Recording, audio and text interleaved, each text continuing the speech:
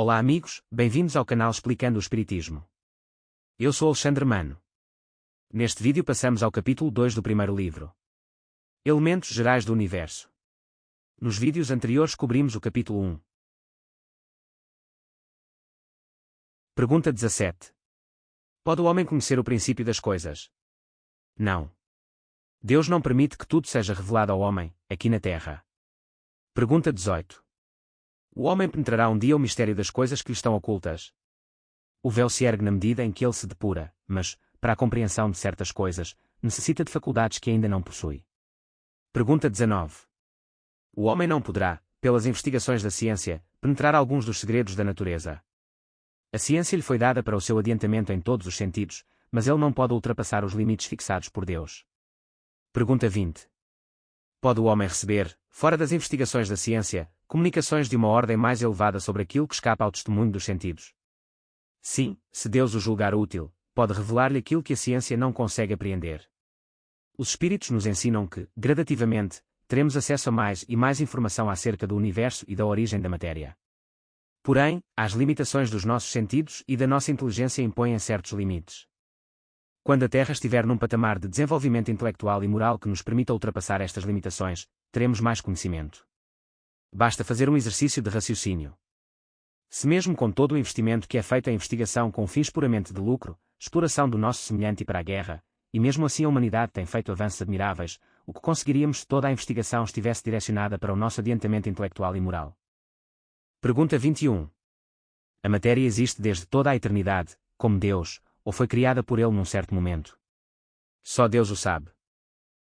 Entretanto, uma coisa que a vossa razão deve indicar, é que Deus, modelo de amor e de caridade, jamais esteve inativo. Qualquer que seja a distância a que possais imaginar o início da sua ação, podereis compreendê-lo um segundo na ociosidade. Pergunta 22. Define-se geralmente a matéria como aquilo que tem extensão, que pode impressionar os sentidos e é impenetrável. Essa definição é exata. Do vosso ponto de vista, sim, porque só falais daquilo que percebeis. Mas a matéria existe em estados que não conheceis. Ela pode ser, por exemplo, tão etérea e sutil que não produza nenhuma impressão nos vossos sentidos, entretanto, será sempre matéria, embora não o seja para vós. A ciência avançou muitíssimo desde o tempo de Kardec, e descobriu-se outros estados e propriedades que no século XIX eram desconhecidos. Será que os espíritos falavam da matéria negra ou da energia negra? Não sabemos. Pode muito bem ser. Pergunta 22. Que definição podeis dar da matéria? A matéria é o liame que escraviza o espírito, é o instrumento que ele usa, e sobre o qual, ao mesmo tempo, exerce a sua ação. Pergunta 23. Que é o espírito? O princípio inteligente do universo. Pergunta 23a. Qual é a sua natureza íntima? Não é fácil analisar o espírito na vossa linguagem. Para vós, ele não é nada, porque não é coisa palpável, mas, para nós, é alguma coisa. Ficai sabendo, nenhuma coisa é o nada e o nada não existe. Pergunta 24. Espírito é sinônimo de inteligência. A inteligência é um atributo essencial do espírito, mas um e outro se confundem num princípio comum, de maneira que, para vós, são uma e a mesma coisa. Pergunta 25. O espírito é independente da matéria ou não é mais do que uma propriedade desta, como as cores são propriedades da luz e o som uma propriedade do ar?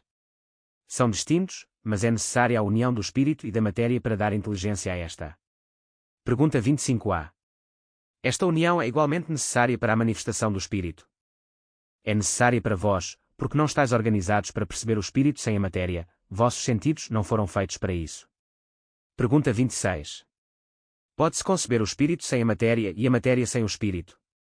Pode-se, sem dúvida, pelo pensamento. Pergunta 27. Haveria, assim, dois elementos gerais do universo, a matéria e o espírito? Sim, e acima de ambos Deus, o Criador, o Pai de todas as coisas. Essas três coisas são o princípio de tudo o que existe, a Trindade universal.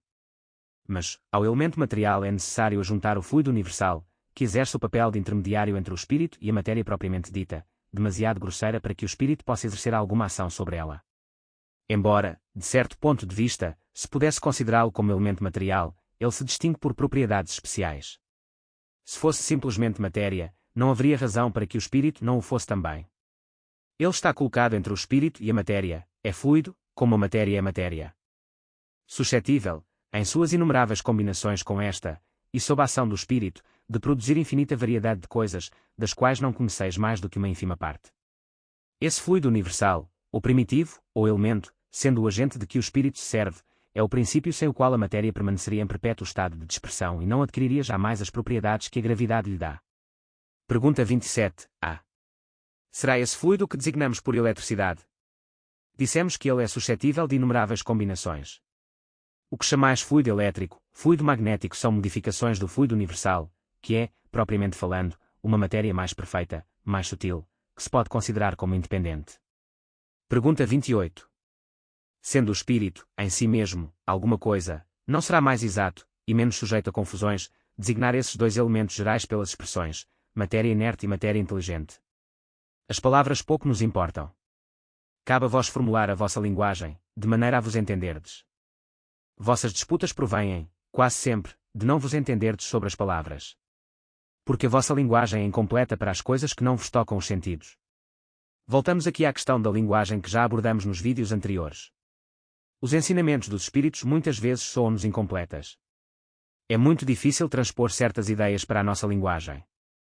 Imagine como seria descrever o céu para um cego de nascença. Por muito esforço que façamos, o quadro ficaria sempre incompleto e aquém do que podemos ver.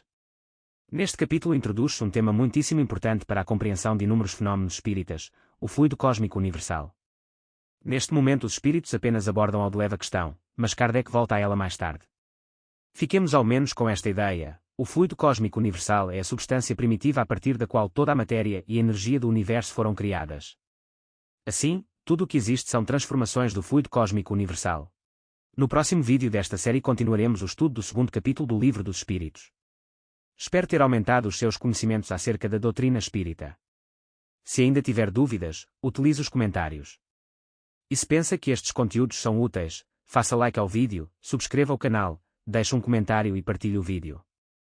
E não esqueçamos o principal ensinamento do nosso Mestre Jesus: faz aos outros aquilo que gostarias que eles fizessem a ti.